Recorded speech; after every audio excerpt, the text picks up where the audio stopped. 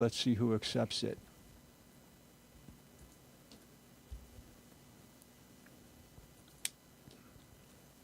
You guys get to see everything we're doing here. It's so cool. I am going to swap the phone so you guys can see Talia and she can talk to you guys better, Well, okay? if you want, you can join me. Twitch has accepted the stream. Yay! Oh, let's go, Twitch.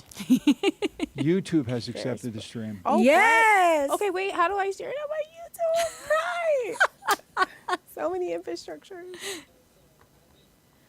Think Twice Radio is live on Twitch. Facebook has accepted the stream. Oh, Yes. yeah, now watching us. Are you ready to start the watching us on show? TikTok. I am, yes. Okay, you see the timer? It says a 5. Remember I told you where the timer is? Yes. Okay. Watch the timer and it'll say on the air. Okay. Don't do what the guy who was on the show yesterday did. Wait, so what Facebook? I said to the guy yesterday, when it says on the air, you're on the air. So then I started the timer, and then it said on the air, and he said, am I on the air? I love to do that. I love to start my show like that. And then you be quiet, and then you're like, oh, shit. Hi, everyone. Are we? All right. Look at the timer. I'm going to start it. 4, 3, 2, 1. Action. Cámara, por favor. And hello, everybody. Welcome tonight to Yo Soy, or I Am. My name is Stephanie, and I'll be your host tonight. And today we have a great invited guest. She's one of my best friends, and her name is Talia Rodriguez, a community media leader, a small business advocate, and a mom. How are you today, Talia? I am so excited to be here. I'm not going to scream, everyone, but I'm elated. I'm so proud of you. I'm so excited to be at Think Twice Radio. And I'm just really, really excited for the space that you're building and humbled to be the guest on your first episode. I am really excited that you're here. It means a lot to me because this is where we started. Right. We used to work together, and this is where we started. So it means a lot to me. And I do have a couple questions for you tonight. And let's start with, who is Talia Rodriguez? Where were you born? What school did you go to? Yeah, absolutely. So first I would say I am a servant of God, so I'm a Christian, and I feel like as a woman, that's like my first job. My second job is I'm a mom to a 6-year-old Arcadio Juan, who actually is a small business owner and an author. So AJ has his own book. It's called The Adventures of AJ's Hybrid Dinos. I'm also a neighbor, where we are, which is in the city of Buffalo, means a lot, right? And I'm a foodie and a friend. So I would say, first and foremost, I'm a servant, but also someone that really, really has a strong faith. And I tell people I have a place-based identity, meaning that, like, because of where I grew up, like, I define a lot of myself through that place. So I'm from the west side of Buffalo, which is incredibly diverse. And then my dad has a very place-based identity. He's from Manhattan. So I have this really cool, like, kind of bifurcated identity. I'm also biracial and bilingual and your friend. So I My think best that's friend. it, right? Also, where did you go to school? Okay, yeah, absolutely. So my first school was the Annex. I went to school in Buffalo Public Schools when I was 3 years old, which I really loved. I was a Montessori kid. It works, everybody. And then from there, my family had to move because a lot of things were changing for us and for the neighborhood. So we moved to Kenmore, and I became one of, I think, maybe 5 people of color in an elementary school called Theodore Roosevelt Elementary School, and I graduated from Kenmore West. So I lived in Kenmore, and then I went to St. John Fisher College. I have a bachelor's degree in political science. I was the second Latina intern. Excuse me, the first from Buffalo, but the second Latina intern in history to intern at the clerk's office. And then I went to SUNY Empire State. I earned a master's degree there, and I went to UB Law so far.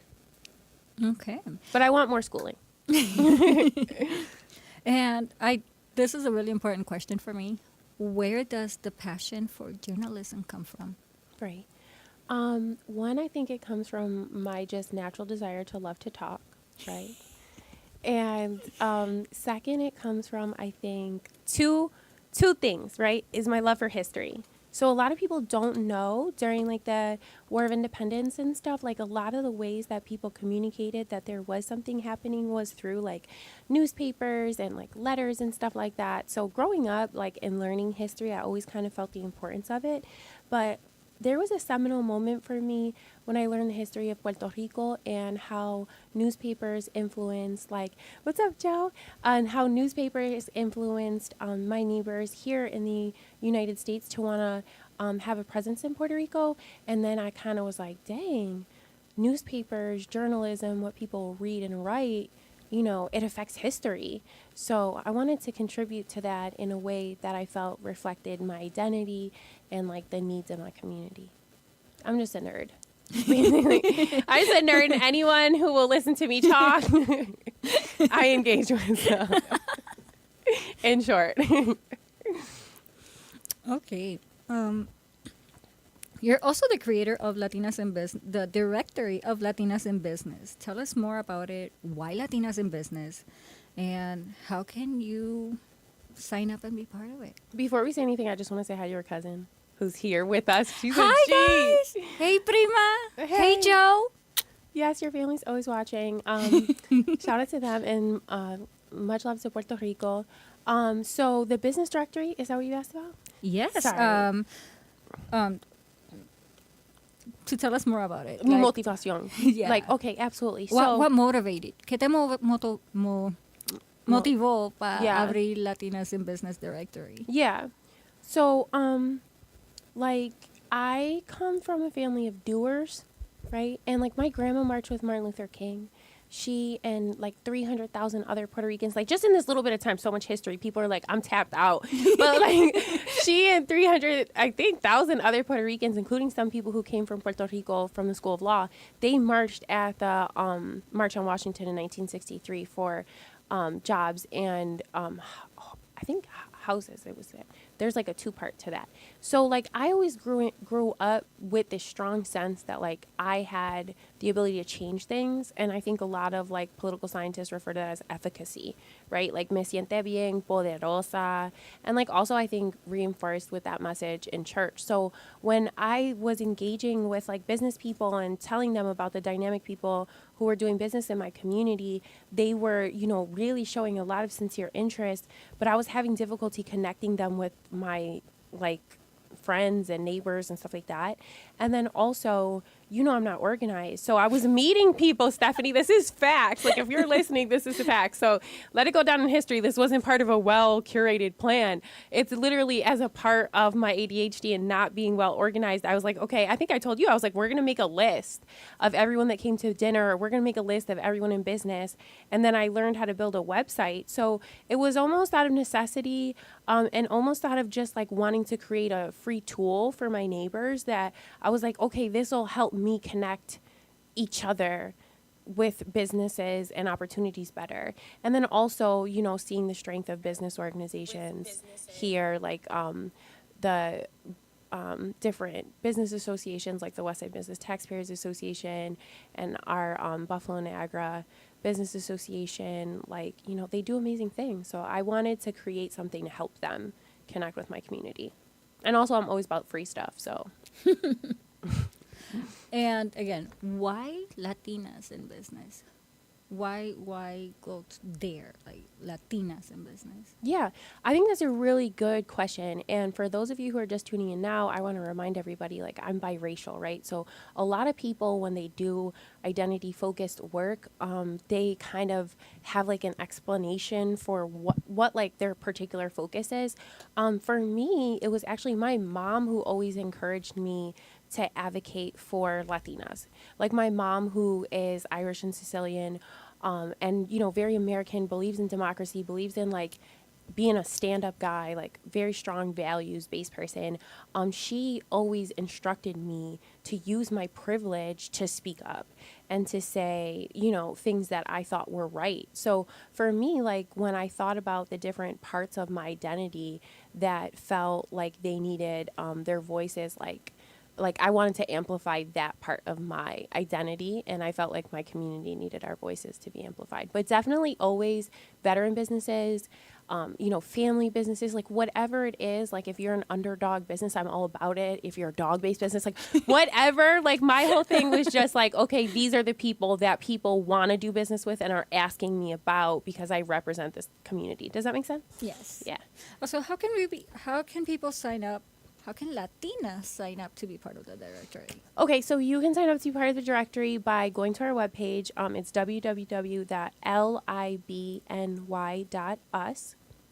Latinas in Business New York, Inc. And shout out to Pennsylvania and other states, like definitely knowing that there's a need there and always having growth plans.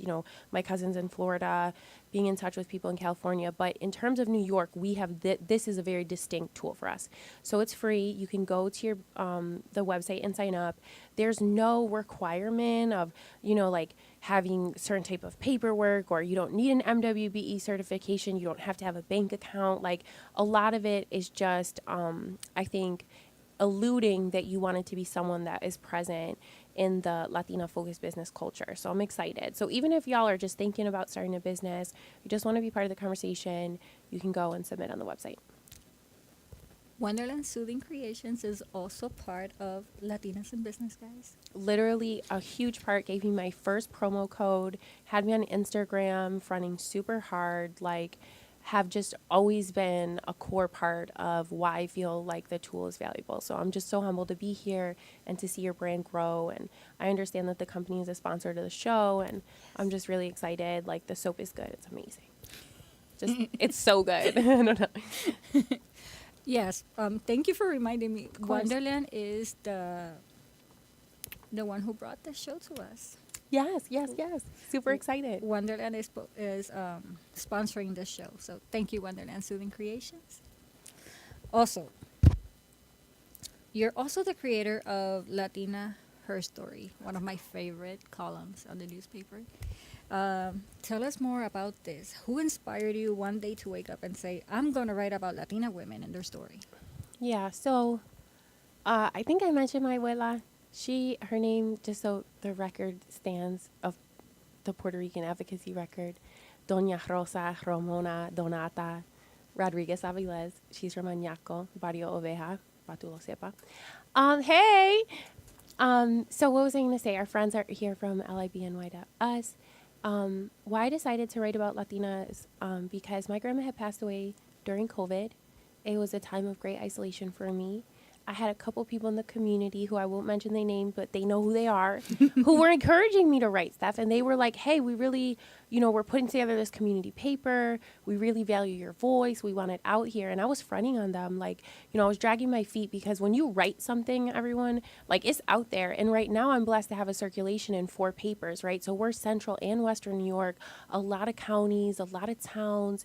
And like, when you write something, you put it out there. So my first publication was Buffalo Latino Village. And shout out to them and our entire writing community. But what motivated me to write was, one, I had this opportunity because my neighbors had invested in this infrastructure of a community paper. So I want to acknowledge the effort that prefaced my privilege. And then the second was, I felt like I had something unique to bring to storytelling because I really wanted to honor people. I had, I asked the county and had some advocates in the community help me honor my grandma when she passed. So the executive and I believe Howard Johnson, the legislator, like they issued a proclamation for her. And others, obviously like reached out. So I wanted to make something of that opportunity. And I actually found the proclamation the other day and I framed it. And it meant something to me because we started in December of 2019. So I'm approaching planning into January of 2024. Like, this is crazy. This is crazy. Yeah, but I wanted to write about my grandma. And then I wanted to write about other women who I thought had this huge impact on Latino culture. And, I've just been really humbled because the stories are just so rich. Like when I wrote your piece, that was a turning point for me. When I wrote the piece for you, that was the first time that I had Latinas in Business New York and Latina Herstory, and they were joined, and we had a promo code, and I was like, oh my gosh, we have this space. You know, it's identity affirming, it's about business, it's about storytelling. So each piece means something different. And I'm privileged. Now I'm in Buffalo Latino Village. I'm in Panorama Hispano News. I'm in La Última Hora, and I'm in CNY Latino newspaper, which covers Central New York, like I mentioned, Albany, Binghamton, and Utica, por ahí. You know, shout out to them. Literally, shout out to Marisol. And, you know, just really proud to be a part of what I consider community media. To get, basically, it's a nomination. To get nominated to be the Latina Her Story of whatever month, what's the process to it? You just want me to tell your story. Oh, yeah. Oh my gosh, her story is so good. Y'all should be jealous of this woman right now. Because let me tell you something about Stephanie. Her husband, I can Joe, never get over this man loves her. This man loves her. So we were connected by a mutual friend, right, who also was a huge source of inspiration for me with her brand and all the work that she did, right? That she was like, oh my God, I have this amazing person. So she was like, he wants to nominate his wife. And at that point, I had people who were friends and, you know, talking with leaders in the community, like Mr. Alavencia and Crystal and others. I was like, okay, who should I write about this month? And, you know, like we just in conversation. But I remember putting out the link to start, you know, looking for the nominations when I was like, okay, this is a permanent thing. This is something I want to invest time into. And here comes this email from Joe Santiago, like, let me tell you about my wife. And, you know, this is the things that she does, and she has this business, and we have these children that are beautiful, and these are the values of the business. So that's how I ended up writing about you. But at this point, because I've started writing about stuff like people from all over the state, but definitely have written about people as far as San Francisco. Shout out to Latinas with Masters. You know, it's a combination of an internal referral, community referrals. When I see people, they'll be like, you know what, you really need to write about so-and-so. I'm like, oh, yes. But definitely I want to continue to write for forever because there's so many amazing stories. And I grow as a person every single time I have the privilege to tell one. So really excited about this month's feature, Fanny Villarreal. I don't say her name right. Fanny, I love you. She is Peruvian. She's from Syracuse. She's a member of the OCIDA, and she's a big mover and shaker. So I'm super excited and privileged to write about her. That was really something for me when you contacted me and you told me about it, and you're like, hey, I want to interview you, and I want you to answer some questions for me. You're going to be in the newspaper. Like, is she crazy? What is Definitely. she talking about? and then you're like, oh, your husband nominated you. And I was like, what? And I remember running to him. I was like, what is she talking about? And he's like, yeah, I did this. I did a thing. And I was like, okay. And then seeing my picture and all my whole story out there. I still have like 4 or 5 newspapers at home. Oh my gosh. In my personal office, it's just heavy floral, a lot of pink, and just newspapers. Because, you know, there's something tangible as Latinas who we don't always have that digital connection to having a newspaper. And Steph, I had the privilege, I think you've had this privilege too, of looking at my kid and being like, do you see mama in this paper? And now when we're like at, you know, Gino's or other places in the community where my editors make sure we have, especially on campus, where we have like the physical presence of the paper, he'll look for the paper stuff and he'll start combing the pages looking for me. And I know that means something, you know? I love your son. I love him too. I love all of our children. And specifically, one of the reasons I choose to continue to write in print, because, you know, there is a different level of investment that goes into making print material versus what we're doing now and what Richard does and stuff, is because of the Latinas who I feel like maybe as young people have the opportunity to be exposed to some of the content that I make. Because, you know, other than Crystal Rodriguez, who became a role model to me and Lucy and members of like the Rusi family, because we lived on the same street, and the Alavencia family, like I always had a strong presence of Latino leadership, but to have like singular stories of Latinas told to you in a way that's accessible, I think is kind of unique. And I'm hoping that, you know, in some of the faraway places, they're hearing the message.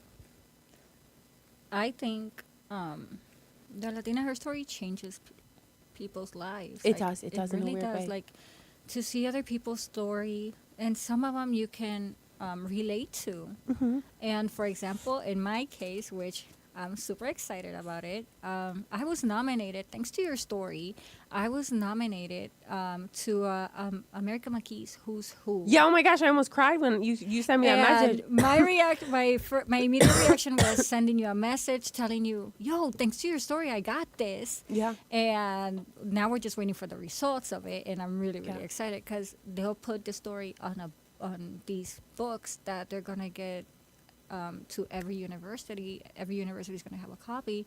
Even the Congress is going to have a copy. So I mean, that means yeah. a lot. It's huge. You're a huge privilege. Like every single person, I always say that allows me to tell their story because there's a certain level of vulnerability, Stephanie. Like some of the people I write about, I've never met in person, but I absorb everything about their media. I Google the places they're from. I spend all this time investing in learning about them that I think that process is as equally as transformative for me, and I feel very grateful. But I also feel like I try to write about being biracial and having I don't like the term neurologically divergent, but I'll say neurologically diverse, which annoys people because they're like, we just attached to this term and here you are editing it. But like, I've tried to bring some of the more vulnerable parts of my identity out and then to mesh it with other people's stories. That's this crazy thing where you're bonded forever. So I think it's 36 women or something like that I've had the privilege of writing about. And it's like I join their family when I do that. It's super cool. I want to do it in perpetuity for forever. For forever. Do you remember your first Latina Her Story interview? Yes. Who did you write about? I'm so bad with names. But I can see her face right now. And I'll tell you why. Once upon a time, I was in school 3. Okay, Porter and Niagara. If you're from the West Side, you already know the vibes. And I was pregnant, and I was, playing a role of being like an educational advocate. And I was just inside the school, and I turned and I saw her. And it was just that moment where she was, because at first when I started writing stuff, I wanted to write about Latinas in education, because that's a space that I always had the most impact with my policy. But I can see her face right now. I'm just obsessed with her and what her job was, because she's now since retired. And she just had a birthday party, and she's just gorgeous. She is classroom selection for children who are bilingual.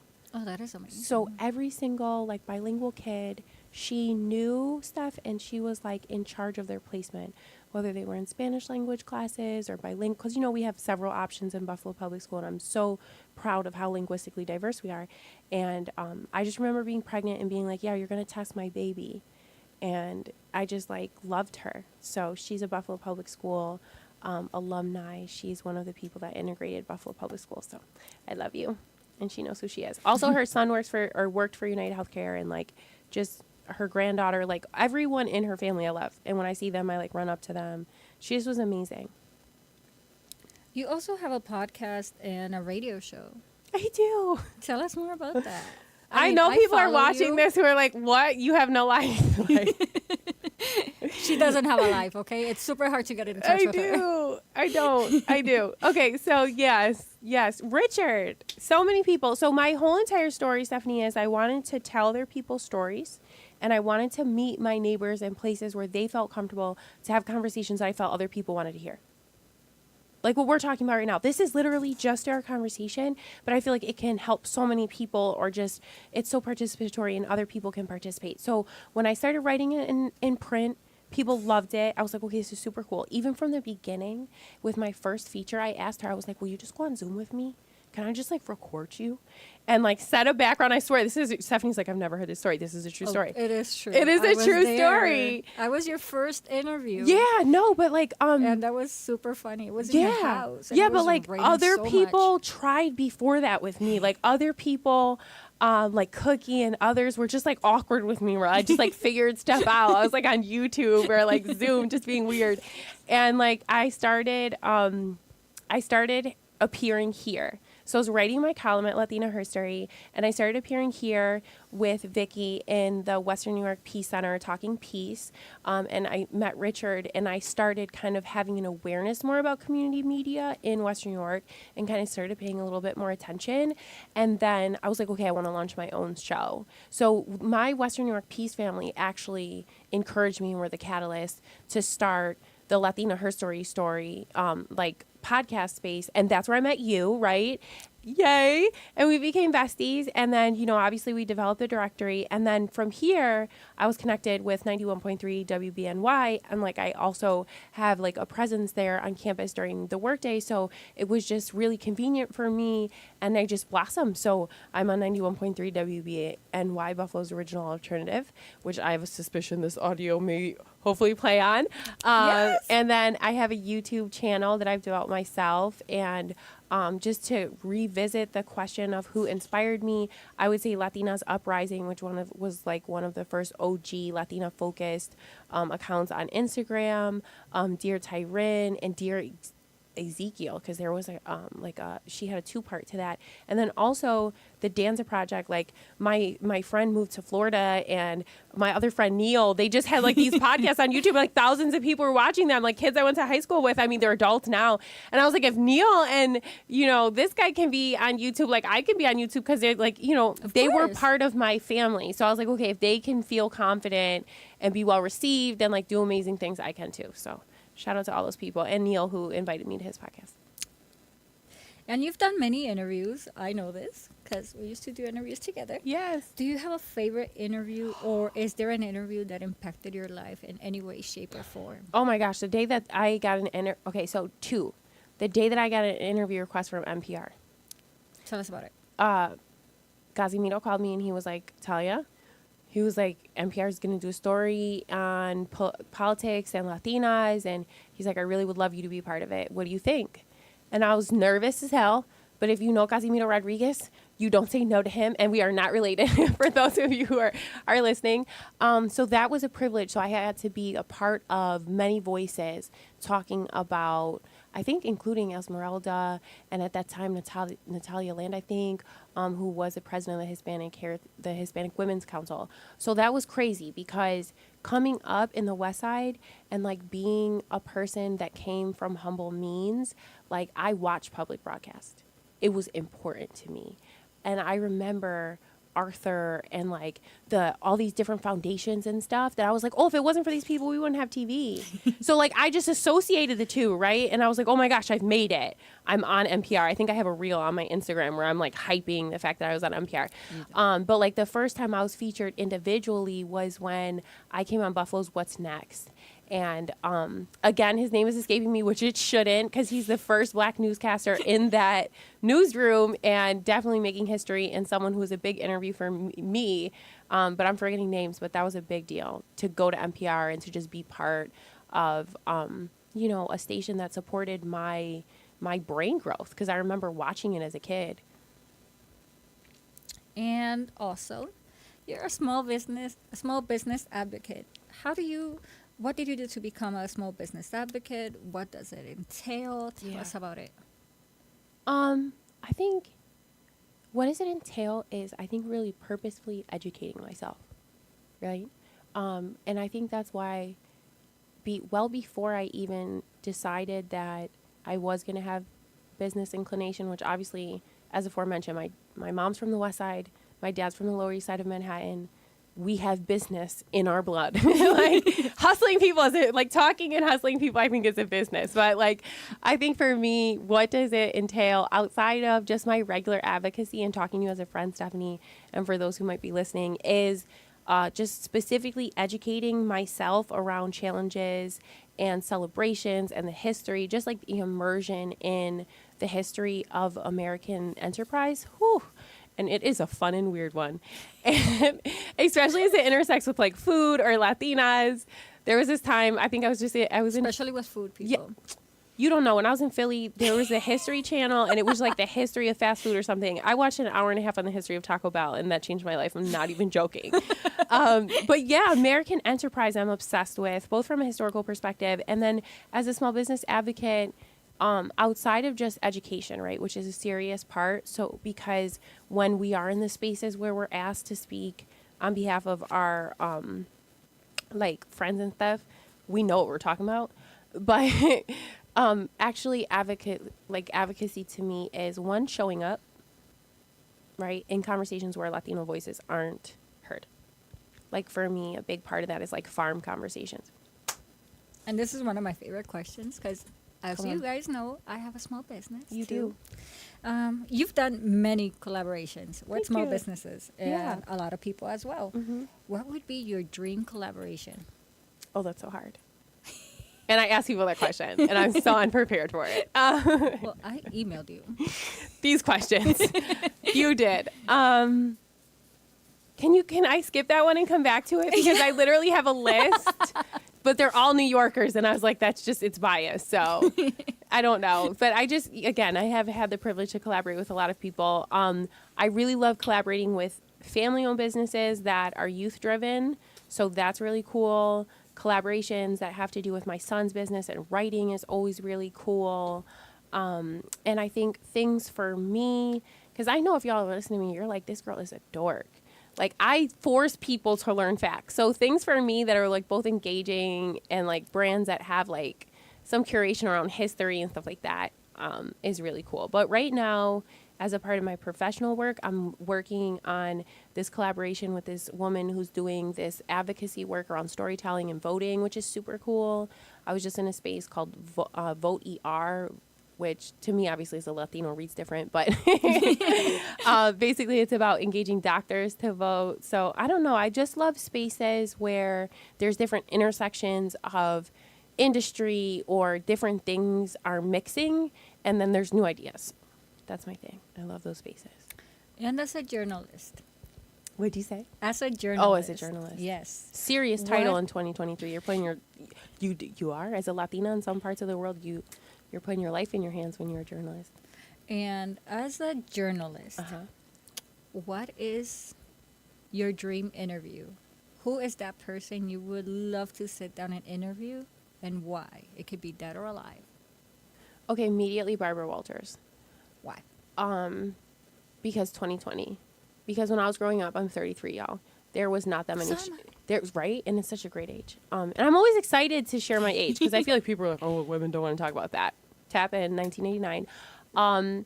There weren't a lot of channels, so the amount of cinematic like energy that was put into me getting excited as a child for like this one-on-one interview from Barbara Walters, that was a masterpiece in itself. So shout out to those producers. But just because like I was part of this era of TV, which doesn't even exist now, where you could only really get certain types of journalistic interactions on certain channels. And like if you made it to 2020, it didn't matter if you were Saddam or like you were coming and you were a guy from Forbes, like you made it when you went to go talk to Barbara Walters. Also, Sabido Gigante, Sally, Oprah at 330, anybody that is basically a host. But yeah, definitely Barbara Walters. Before we continue. She's passed away. R.I.P. Barbara. And before we continue, bendición, papi. Thank you for being Oh my gosh, here your with dad's us. watching? Yes. Oh my gosh, hi. Bendición, hi. So excited. I love how It much is. engagement you have from Puerto Rico. That's always such a blessing. I cannot complain. My family is amazing. Yeah, definitely. I had somebody that he was like, I got to go to sleep. I'm like, okay. You're good. Okay, we really have to go back to this question. We cannot let this Oh question my gosh, go. is it to who I want to collaborate with? Yes. Like that, like, it doesn't even have to be from New York. Like Yeah. that one small business, big business, whatever business, that one dream that you would love to have a collaboration Oh, it's with. so hard. I have like 9 different answers. Like, if I you have like see a them- West Side answer. I have like a Buffalo answer. I have a New York answer. Go for it. I can't give them. I just, it's going to have to be future interviews. We will get back to it. Okay, yeah. So Sesame Street. No bullshit. Sesame Street would be it for me. Like from at least in the lens of answering as a mom manager, which for those of you who have, family-based businesses and stuff, I know your kids are actively involved in your business. Like my son and the content that he makes, his coloring books, he has one out right now that's coloring sheets for one day in Buffalo history per month. like if I could work with Sesame Street and him, that would be super huge because they brought me up. They definitely did. Shout out to the I love Carnegie. Sesame Street. Yeah, the Carnegie Foundation started that. So shout out to them and the eclectic cast and all of that. And I have like entertainment answers, which is like so many different people, but definitely Oprah Gale, like stop playing with me. So many people. J-Lo and what she's doing right now with, like financing and recognizing Latina businesses, obviously. Diddy just started something. Like, there's just so much energy in this space right now. It's so hard for me to have an answer. But I will say, when I do ask other people that question, a lot they answer Rihanna. So shout out to her, because that is a common answer. And I have asked many people that question myself. I've been on the asking side of that question. So definitely. J-Lo, if you're seeing this, call Wonderland. Yeah, we'll at you. You already know. Yeah, I love our celebrities in the Latino community, Fat Joe and others. Like, they show up in other ways. Like, they have their brand, their marketing, like their community, but then they're also advocates. And like, I just, a lot of credit to the people who are in that world right now. So proud of them. Have you ever had any interview that was hard to do? Like a hard to do interview? Yeah, for sure. I had the opportunity to speak alongside a family that had lost one of their family members, and it was a child. And that wasn't so much of an interview, but like more of an appearance on behalf of my community, and that was hard. And I think also sometimes it's hard to do interviews on, like, okay. I don't know how honest I want to answer this question. I just stopped myself. But hard interviews for me sometimes are like my dream interviews, because you always have that imposter syndrome. Like, can I really interview this assemblyman? Can I really interview the CEO of this top, construction company? Are my comments really going to be fun or engaging or whatever? So I would say, honestly, for anybody who's listening that's neurologically divergent, from my anxiety perspective, every single interview is me talking myself up into that chair. Like, you can do it. It's going to be fun. Da, da, da, da. Like, just self-affirmation. But any interviews where we have to talk about loss or, people who just are like processing something as you're talking with them, you just want to be highly sensitive and aware, I feel like. We had an interview a while ago, and I believe she was a Mexican, one of our Latinas in business. Yes. And for me, she was hard to interview. She's in Arkansas. Yeah, she's not playing any games. Shout out to her. I love you. It was really, really hard for us to interview. Like, that's one of my personal hard interviews, because there were a lot of questions we couldn't ask. Yeah. There were a lot of questions she could, even if we asked, they slipped and we still asked them, she couldn't answer them. Yeah, for It sure. was really, really hard. Yeah. And we love her. Te Oh my mando un God. beso donde tú estés. Yeah. But yeah, I think for me, that was one of my hardest ones. And she interviewed us. She interviewed with us from the tax location, because she's a tax professional. Shout out to Arkansas and her, and I will at her. But like, she interviewed with us.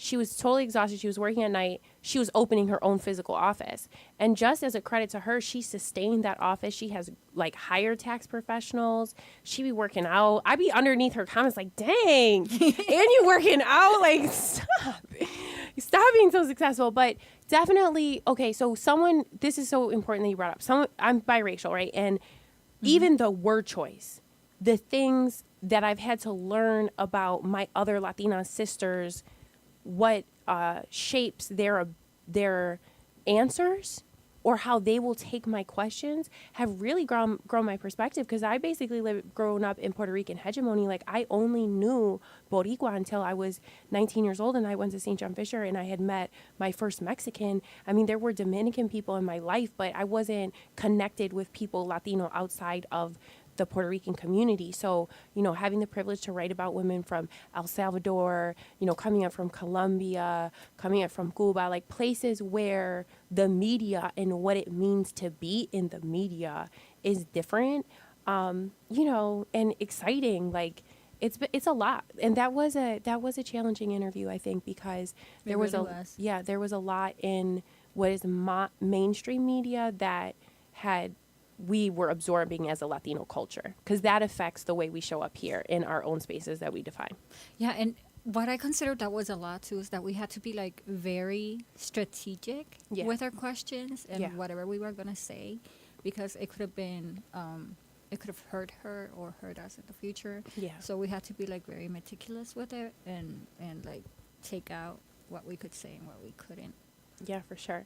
Yeah. And one of the things I've realized, and for anybody who's listening, for you, Stephanie, as a message of affirmation, like, I think I've realized that what we have to bring to the media space is unique and it's valuable.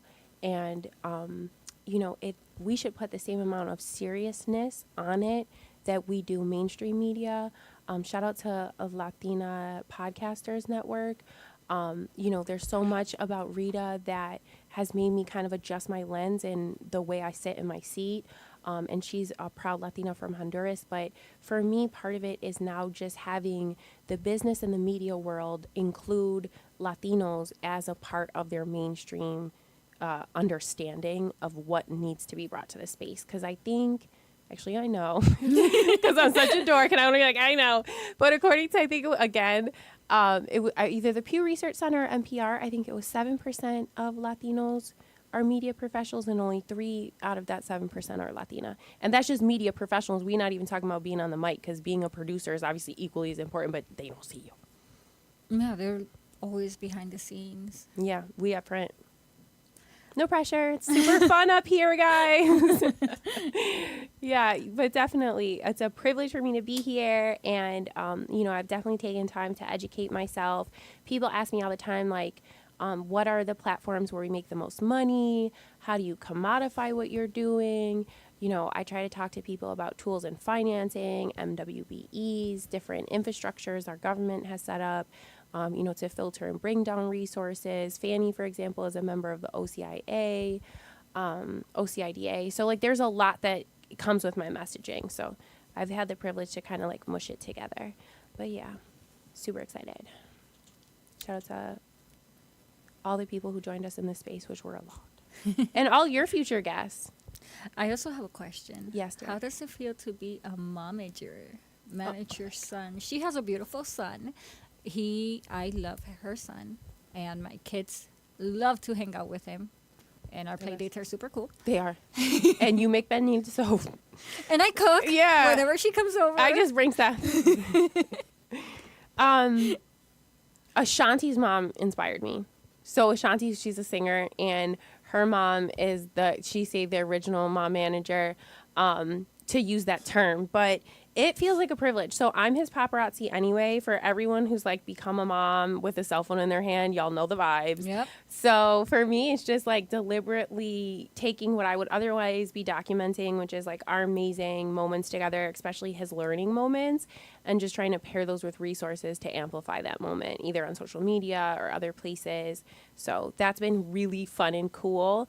Also, he disagrees with me I see all that. the time about I've business seen that. decisions. He was 5 years old at the time. We fought about his logo, and I just had to, let him lead. So, especially because he's a Latino CEO, emphasis on like the guy, and being that I want him to feel confident in himself, I've kind of learned how to take a seat back and say, okay, my CEO said this. I always tell him I work for a really demanding CEO, so I need to do A, B, and C. Like, we need to move this agenda along. But yeah, it's a privilege, like, talking about business terminology at the dinner table, inventory. And, I think for me, and I don't mean to just talk because I can get excited talking about my son.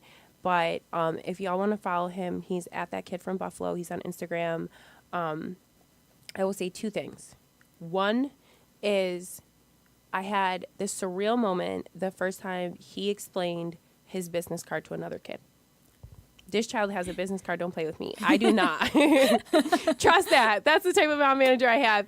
We were at School 3 again, which I have a huge connection with. We were volunteering at a Saturday academy, and he's in front of one of his peers. And I have a clip of him. I handed him the business card, and him explaining as a 6-year-old to another 6-year-old what a business card was. I was like, okay, we're doing it. Like, this is it. So for me, that was like one of those like moments where I was like, okay, this is all worth it. And the second was the Benzo Foundation. I'm not saying it right. Like the people who support, like who are own Amazon, like they have an amazing foundation, and AJ had the privilege to fundraise for them. And we did this like participatory art thing, and it was just freaking amazing, and I loved it. And he got certificates and stuff like that. And they actually did this really cool thing because he was the lead fundraiser for all of for the city of Buffalo. Shout out to, I think, Lackawanna Oracle Charter. They were also contributing, and I met them at the conference I went to in San Francisco San Diego, called Welcoming America. So your original question was, how does it feel to be a mom manager? My son was given the ability to gift $50 on this participatory giving platform because of his work, and that gift affected 3 different people. That was crazy. That was crazy, because the only way that we would even be able to fundraise the way we did and participate the way we did on the original, it's called, I think, Student Resource, I can share it with everybody, was having a business and having a brand and already volunteering in schools. So like, that was just crazy. Like, I don't know how to say it. It just like showed me how duplicative one single effort could be. And I'm so boring. Like, you're just making a dramatic yes. no, I always do that. I'm so boring. So No, please, you're not. No, bring you're me some not. depth. No, you're not. I am really happy that you're here with me. I'm so excited. This is like your Especially- kickoff. I'm so excited. Especially because when you start, this is a fun fact, everybody. When she started her first episode of the Talia Talk Show, Yeah. I was her first guest. And that's why I came up to her and I was like, hey, I just texted her. I was like, can you call me? I got something really important to ask you. And she immediately called me and she's like, Mommy, what's up? And I was like, baby, would you like to be my first guest? I'm working on this podcast and da-da-da-da-da. And she was super psyched. She was super excited. And she immediately said yes. If she had plans, I'm pretty sure she did. She canceled everything just to be with me. There's literally a category of people, you, Maria Cruz, Alex Burgos, again, like Crystal, others who literally, if you ask me to do something, I'm like, why are you even bothering to ask me? Just tell me, like, where do you want me to show up? Like, just what? Because, like, I just love you so deeply. And again, we were connected by a mutual friend, but our friendship, I actually have a picture of the moment that we met. I'm not even joking you, because people were taking pictures of me at that time. Like, our friendship has shown me, our friendship and my friendship, our mutual friendship with Dorcas, the amazing the transformative power of friendship, and then also of faith. Because you, very much like me, share a very strong faith in family and in duty, being from Ponce. And like, I just remember like looking at you and being like, oh my God, this girl's Puerto Rican. She's from my side. Like, how can I help you slay the world with that hair? Because you're from Ponce and my family's from, Añaco, and my papi lives in Rincon now. So like, anyone from the west coast of Puerto Rico, I'm just like, how can we slay? What can I help you with? So, just elated to be here and really just proud of you and a class of other leaders who I just feel like, I'm behind 110%. And Joe said you guys have an amazing dynamic. Love to see you guys together. I love to hang out with her. She's one of my best friends. Also, shout out to all our best friends. Yes. Today is Best Friend Day. Yes. I love Claire. you guys. What's up, Claire? And where did Claire call in from? She's from Oklahoma. Which they have, I think I told her, I was like, Claire, I got you. I know what color your hoodie is. Stop Orange. playing with me. Orange. I remember. There's skirts that I have seen on certain websites where I'm like, actually, that's kind of cute. But yeah, no, that's amazing. I mean, thinking back of the level of engagement, we had people from Santo Domingo. Shout out to my friends in Santo Domingo who are always in DR and the Bronx and all around, like literally on our live, people from the Midwest. So just so excited for you and want to encourage people to follow you, tap in, follow your TikTok, just like be obsessed with you like I am. I love you.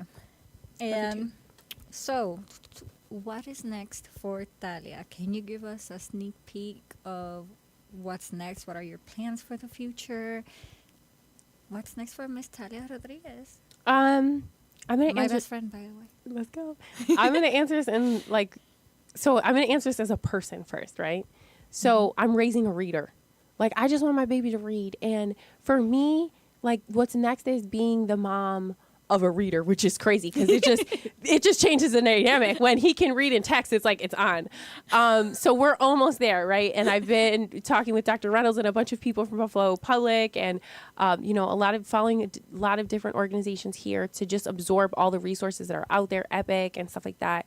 So that's like one of my personal goals, is teaching my baby how to read. I feel like that and potty training is like those two. Like it's like once you're Puerto Rican, you're potty trained. You got a backpack, you out here.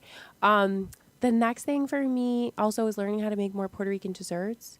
I can make quesitos like nobody's business at this point, at least what I believe. Okay. For part 2 of our interview, because I'm sure you will be back, I will invite you again. I'd love to. You need to bring quesitos. I love to.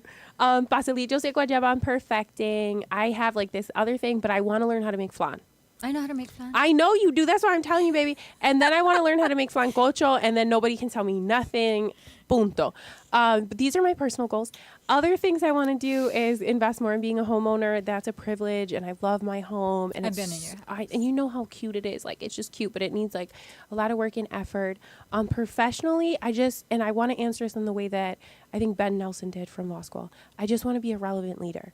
And I mean that, Stephanie, because we have such a dynamic community of people that are so good at so many things. So I just want to be a relevant leader in the Latino community. And in part of those projects that we had talked about before, I want to update our website because it's so fun. Being able to constantly add different members of our community who are doing dynamic things and be like, I want to try your bicocho, or like, I want to go there, right? It's so exciting. And then obviously grow it past New York, because there's so many people in Pennsylvania. I think specifically of Allentown and the Poconos and other places where they feel so close. You know what I'm saying? So including in Tampa and others, like, and shout out to San Francisco, I just like have big love for them. So including other places where Latino voices need to be amplified, parts of Texas where there's a lot of Puerto Ricans. I want to continue to do my podcast and my radio show. But, I just want to be a servant to like my community, to God, like, become more organized, be relevant, but I think more so just like build my own personal confidence in what I'm good at, which is writing. So I continue for sure, forever. I will be writing. Tell us, what's the code for Wonderland Soothing Creations? LIBNY 716. Yes, stop playing with me. That's my first promo code. And I love your business active. And I love your products. Then I bought like that treasure chest for Father's Day. Yes. Oh my God. He loved it. It was so cool. Well, and I know AJ stole the bath bombs. Seriously. Well, thank you for having me. Well, because today is also Wonderland Soothing Creations 30-year anniversary on the website. Why am I screaming? And Wonderland is also one of the sponsor of Yo Soy. Yes. Wonderland sent you a little gift. Oh my God, see how classy you are? And look at, esta es pesa. Okay, esta son llena. That she's just not like, she's not one of those people. There's no paper in here. Like, no, I love it. You are so generous. And this really is symbolic of your generosity, how you've invested in me and in the platform. And I wouldn't have you and Dorcas and others and Yesenia and Dorcas Winifred. Will be here in the show soon. Oh my God, I'm obsessed with Dorcas. And, so many different people, Diana Leaks, like, other Stephanie, like, Betty, Ichady, like everyone that invested in me the first round, like you've changed my life. I just don't know how to thank you. So you've changed our life. Oh my gosh, no. You've helped us grow. Like, if it wasn't for you, I just made a list. You guys do amazing things. I mean, like, look at you made all this stuff. I miss our dinners. Like every month, guys, Latinas in Business New York would have a dinner party. Yeah, dinner. It was the best thing ever. We have to start doing those. I had to copy my friends in Harlem because they were like, "Oh, we got dinner parties a couple years ago." I was like, "Oh, you got a dinner club?" Like, I want a dinner club. And then, it's always business 24/7. So it just manifested into business. But yeah, no, I think for me, it's undeniable to say, I think we talk about social and cultural capital, right? Like, it's undeniable for me to say that without all that energy, we would have built this infrastructure. So, definitely. I'm just so grateful to you and to all the women that came before us who made this space. So I'm super excited. It's so surreal. I'm planning out for Latina Herstory 6 months in advance. And it's like there's so many people still to write about. It's incredible. It's a privilege. I really love Latina Herstory. It really changed my life. I'm so excited. And, shout out to all of the other identity-centered platforms. One of my friends that inspired me, In Between American, she's Pakistani. And, I just love people who lead with storytelling. We have Anne Frank Project where, I spend a lot of time during the day. And it's just, amazing. So really, really grateful to be here. Also want people to know that, at one point, the Puerto Rican flag was illegal. You didn't hear a lot of Puerto Rican or authentic voices in the media in Puerto Rico. So, we're coming for what's ours. And this is something she can confirm because she's been in my laboratory. I have. When you go into Wonderland Soothing Creation Studio, the first thing you see, very big and wide, because I'm very proud, is a Ponce flag. Ponce lines. Yes. Y'all do work. Y'all do work. That is my baby. Yeah. It's really big in a. How in a many wall. of little pueblos are there in Puerto Rico? I think it's 36 or something. Yeah. And I just know, when you say where you're from, it says a lot. Yeah. It says a lot. And you're always proud of where you're from. Oh, you already know. I'm coming hard from Añaco. And then I got there and I was like, wait, Grandma, this looks different than what you said. It's no longer farmland, in case you're wondering. And because we could never not ask these questions. Oh, my God, this is a good one. The two Who's good your ones. superhero? Who's my superhero? If I could be a superhero, who would I be? Yes. I want to say Spider-Man, right? I said Batman always because of the Always. cars, because of the swag. Also, it's a guy. So, and then the villain in Batman has my name, Talia. So, I always just, favor that. But my politically correct answer is the Latina cartoon we have for, I don't know, she's Latina. She has, she's Puerto Rican. She's like Wonder Woman, but she's Puerto Rican. I'll at them. They created it. It's Her amazing. name is Captain something. I don't remember her name. Ella. I don't remember her name, but Literally. her name is Captain something. Yeah, for sure. I I think always it's want to Capitan melt like Libertad that guy or something though. like that. There was this show where when I was younger, you could he could change into different forms. So if I could melt and change forms, that would always be it for me. So you could just evaporate. I was 11. So, different things about different heroes I love, but always shapeshifters, people who could help other people, those type of vibes. Heavy technology, a bat cave. I'm never changing mine. I know yours. I don't want to say it though, because that's not what this is about. This is about you. Say it. Mine is Iron Man. Yes. Till the day I die. And then you pause and you look into the camera and you say, I am Tony Stark. I am Tony Stark. Thank you. Thank you for that. I am That Tony satisfied Stark. me in ways you don't know. I needed that. I So- haven't said that in a while. Yeah, for though. background, when we had our show together, we always used to ask people that question. So we do all our serious questions and we'd be like, okay, that one and then the next one, which is the most amazing question that reflects my values. Okay, so this question gets divided into 3 groups. Oh my gosh. And it's, Yeah. where are you from? Okay. What's your favorite food? Yeah. And who's the person who inspires you? Because I love these 3 questions and I Yeah. could not have them in my podcast. Yeah. So where are you from, ma'am? I'm from Buffalo. I tell people I'm very from Buffalo. I know, very Buffalo. So I'm from the West Side. That's where I was born. My birth certificate is 14201. You already know how we're coming.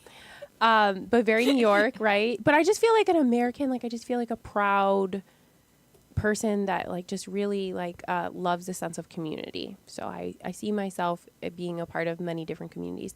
And then also what is my favorite West Side food? What is your favorite food? I know you have a lot of favorite foods. Let me clarify this. She has a lot of favorite foods. She's always hungry. She's always eating. But what's your favorite food, ma'am? Right now I'm heavy eating Thai food. I can't stop. At this point, me and AJ are doing letters and he's like, T for Thai food. I was like, let's go, diverse baby. Algo It used to con be tacos. Yes. No, but algo con arroz. But yeah, no, I'm real heavy with the Thai food right now just because it's light and it's filling. But my favorite Puerto Rican food, if you're okay, we're going to the best Puerto Rican restaurant in your pueblo, I'm going to order mofongo con camarones. I'm going to eat rice and beans and the salad and whoever has a chuleta on the table. So I eat a lot. And one of the most important questions, who's the person that inspires you? You. Flat out. No bullshit. Girl. The people, that's it. This is a real answer. And I feel like this is, Meg Rose, thank you. You're amazing too. This is a real answer. And this is, I think, the perfect way to transition out of the show. I am inspired in Buffalo in the Latino community, in my immediate community, by my neighbors. Like, y'all work so hard. Like, shout out to you. And again, I scream on the mic, but shout out to you and like all of us who are just brave enough to get on camera. Because, you know, Thank you. it's kind of nerve wracking. And where can we find you? Where can we get a hold of you? Besides me calling you. Yeah, so finding me and getting a hold of me, I feel like different. Guys, So- it's a mission. She has 2 phones, okay? I It's do a have 2 mission. phones. And people aren't clear like which one is the priority number either. And they'll hit me and they'll be like, okay, so is it this one today? Definitely. Okay, so follow at Latina Herstory. Because Always. really when you see me, you should think about all of the amazing voices. So that's on Instagram and at LIBNY, we're.us, right? So you can always find the websites and I'll definitely make sure that those are available. I'm on Facebook. So you can check me there. You'll find me on 91.3 WBNY.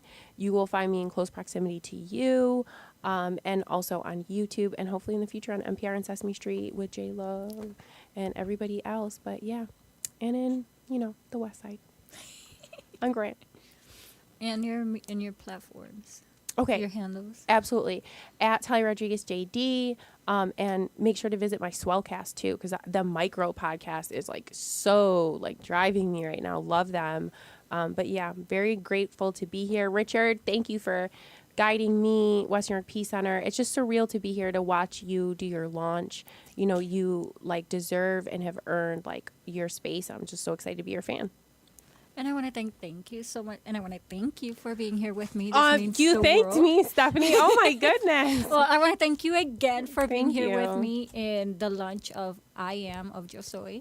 And she is Talia Rodriguez, a journalist, a mom, A nerd, a history an nerd. amazing woman. She's an amazing woman, and I'm really happy to have you here. I also want to thank everybody who watched us in Facebook, YouTube, TikTok, and everywhere else. Twitch. Thank you. Who will watch us on LinkedIn. Shout out to all the platforms. We out here. And So if proud you of you, want, Steph. and if you want to watch the replay and catch us again, you know where to find us. Bye. Bye. I'm like, which camera? You know, Bye. you know where the fade to black button is? Switch it. Yep. Bye, guys.